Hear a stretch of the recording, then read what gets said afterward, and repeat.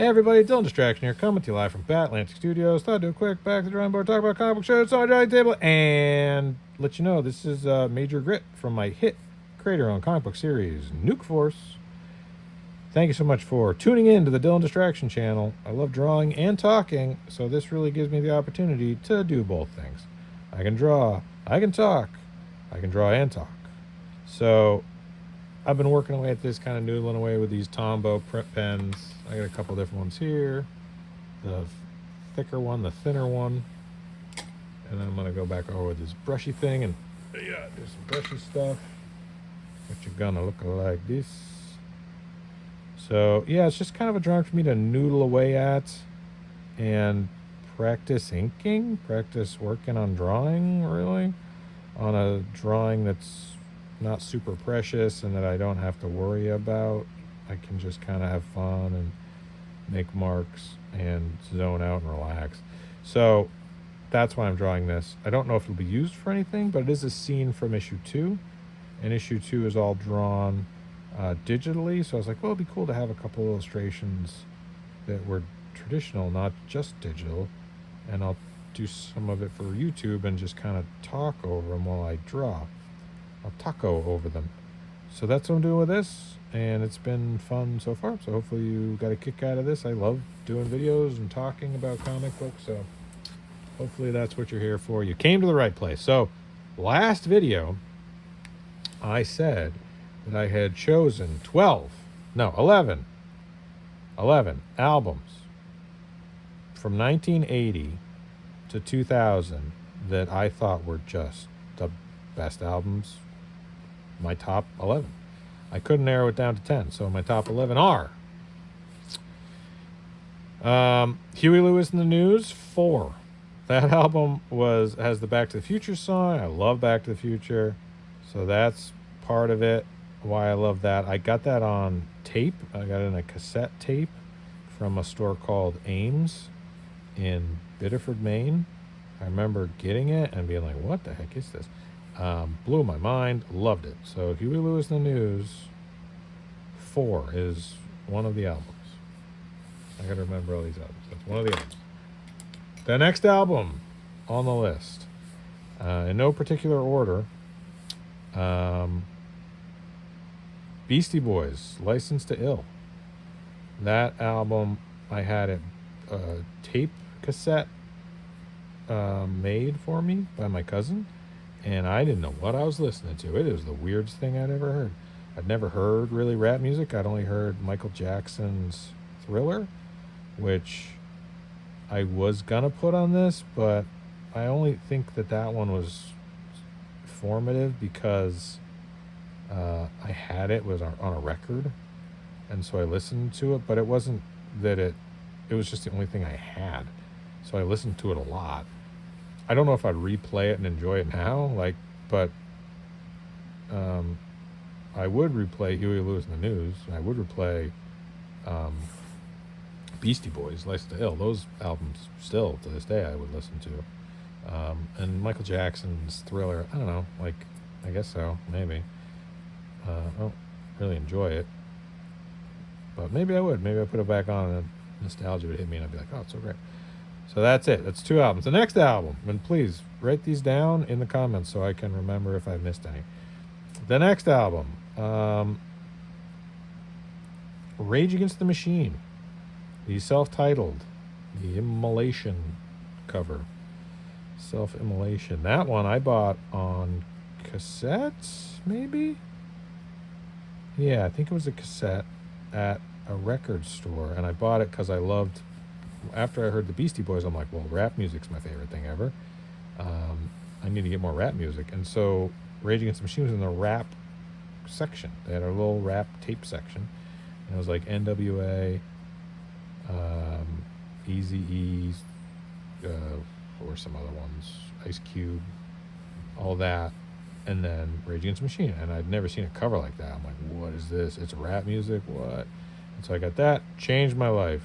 And then I hadn't heard heavy music before that. I didn't know what any of it was. It was so scary to me. I loved it. It was just the most terrifying sounds I'd ever heard. So that one changed my life. That was incredibly important to me.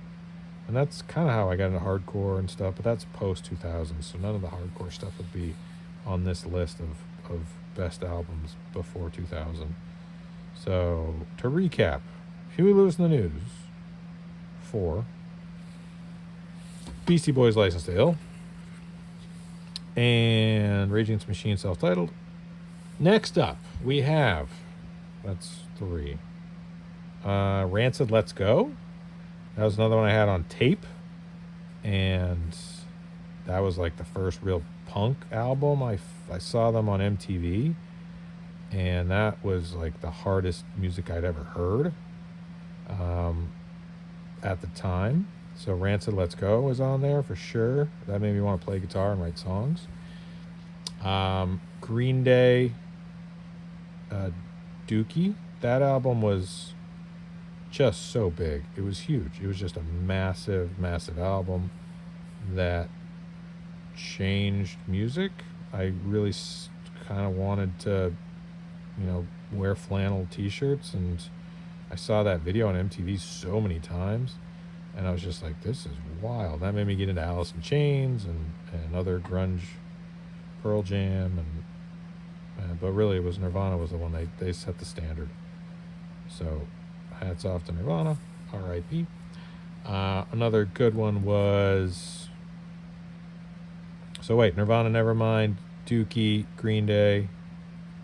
What was the other one? So yeah, no, both those albums were massive. I might just mix those up. But yeah, no, Dookie, Green Day, Nirvana, Nevermind, Rancid, Let's Go. Okay, let's go through them. Huey Lewis in the News, Rage Against the Machine, Beastie Boys, Rancid, Green Day, Nirvana, Mighty Mighty Boss Tones, Let's Face It. That one, I went to the record store and would just listen to it before it had been released, because I loved their previous album, Question the Answers.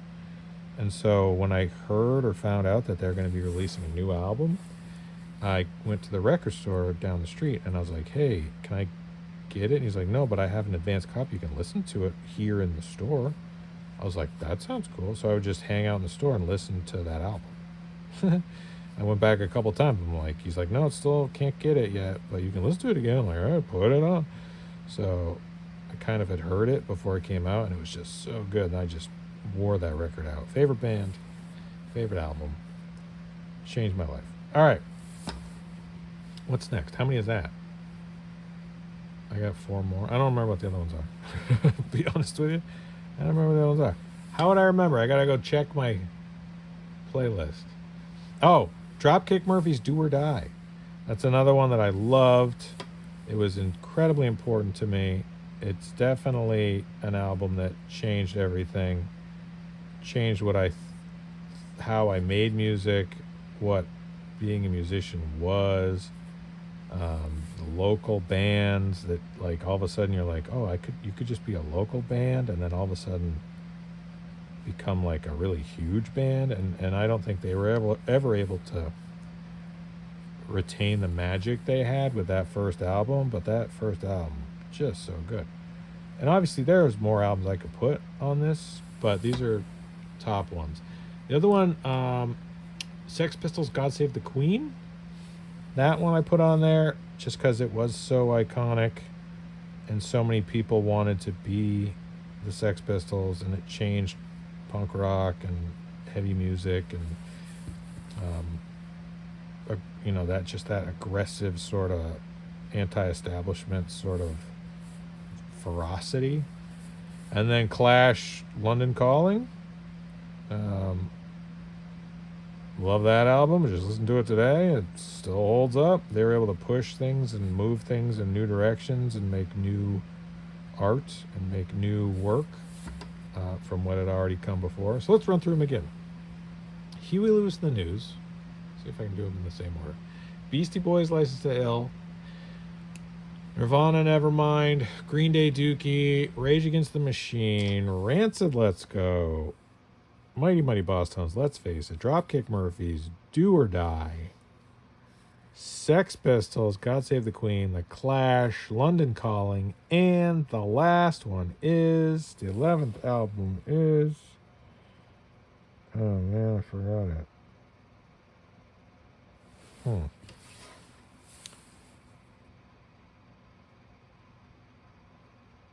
have to kind of think with my brain. What was the other? Oh, the Specials, self-titled. That first Specials album, when I heard that, I'm like, well, I don't know what ska music is, but whatever this is, I like this. And so that Specials first album, self-titled, I'd say that one deserves a spot on the list because that really, so many bands that I love started because of the Specials, and so I'd say they're on the list too. So that's pretty good off from memory, remembering my top 11 albums of all time from 1980 to 2000.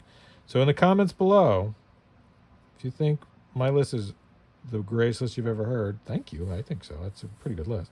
There's more I could put on there. I mean, Alice in Chains is a band I loved, but they didn't make the list. Hardcore bands and hardcore music came after. They were later, post 2000. You know, I wasn't one of these. I didn't listen to a lot of hardcore music or metal before 2000. Mostly punk and hip hop, rap music and stuff. So I'd say now, if I did a post 2000 best albums of all time, it would be different, obviously, because that's pre 2000 and post 2000. I think that the post 2000 would have more hardcore on it, like Terror and Bane and American Nightmare and some of those bands, maybe Throwdown, maybe. So that would probably be more of that kind of stuff, the post 2000 hit list. But my pre 2000 list, I think that's pretty solid. I like it. Those are albums I remember getting. I remember hearing for the first time. So that's kind of how I gauge them. It's like if it's stuck with me and I've bought it in tape and CD and vinyl. I think Alkaline Trio would be on the post 2000 list. Possibly. So there's a bunch for post 2000, but this is just pre 2000 stuff I liked before Y2K, pre 2K, pre kindergarten. So yeah, if you like that list, drop a comment down below. Tell me what you agree with. And if you think that list stinks, let me know. Let me know what you would switch out, what you thought wasn't a good choice. Obviously, it's all subjective because this is my list and things I love. But I don't think you can argue with any of those that they weren't massive, because they were not only important to me, but they were just huge culturally. I mean, come on, Nirvana, Green Day, massive. That Boss Tones album in 1997, 1998, that just changed everything. And then the Specials, Two-Tone Records, like The Clash, London Calling, any Clash album, but that one was so good. Sex Pistols, God Save the Queen, massive. And then Beastie Boys, huge. Rage Against the Machine, huge. Rancid, huge. Dropkick Murphys, that's probably the oddball where people be like, really? Dropkick Murphys do or die? It's like, yeah, for me, for sure. I saw them on that tour. And I was like, oh, this is just a bunch of dudes. They're not rock stars. Like, it really felt like, oh, these are just local guys. They're just from around New England. Like, okay. Like, even the Boston seemed like rock stars. But Dropkick Murphys were just regular dudes. And at the time, that was pretty interesting. It was different, for sure.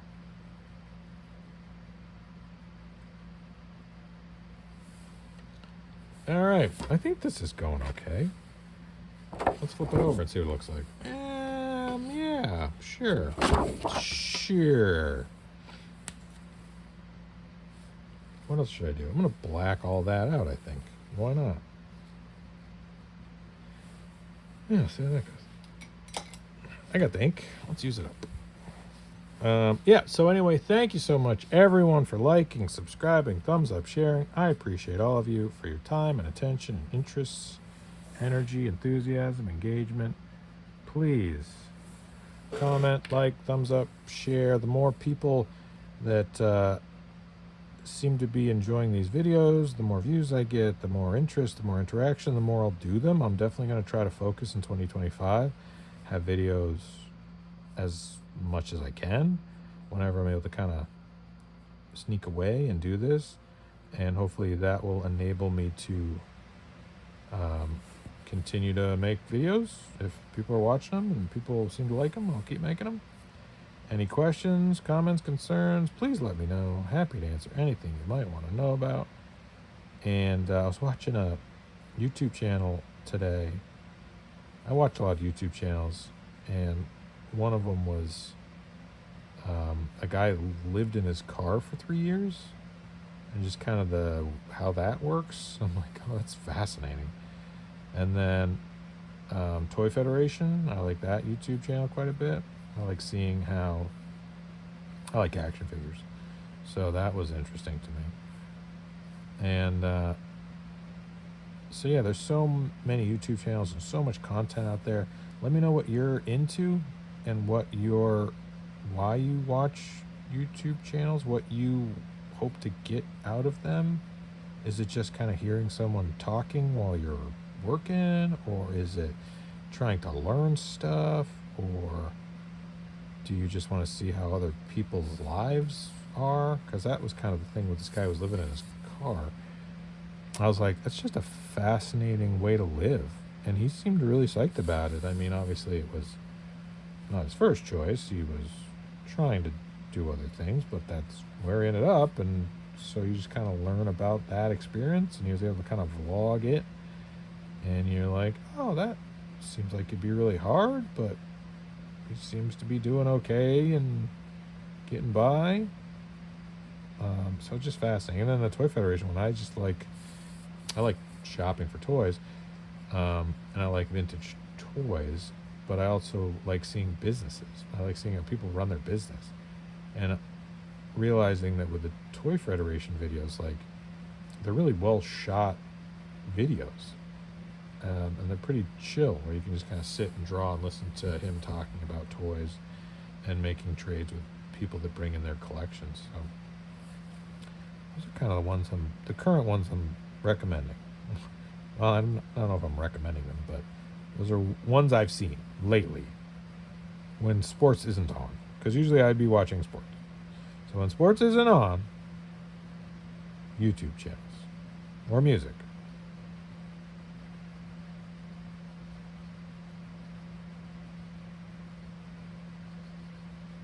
All right, so DylanDistraction.com, make comics cool, Dylan Andrews art, Nuke Force, my hit creator-owned comic book series, coming to Kickstarter this year. So I need your support to hit goal.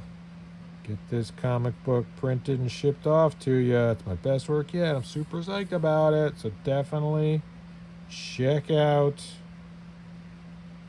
Nuke Force at DylanAndrewsArt.com. Batlantic Store, Batlantic Studios, make comics cool. That's my Patreon. I'd love to have people sign up for my Patreon. You know, you can sign up for free, even if you don't want to support it financially. If you can't right now, I get it. But if you could pitch in $1, that'd be great. I'd love to have more paying patrons, so check that out too. Okay, I'm going to keep drawing. Questions, comments, concerns, please like, thumbs up, share, blah, blah, blah. Okay, thanks. Bye.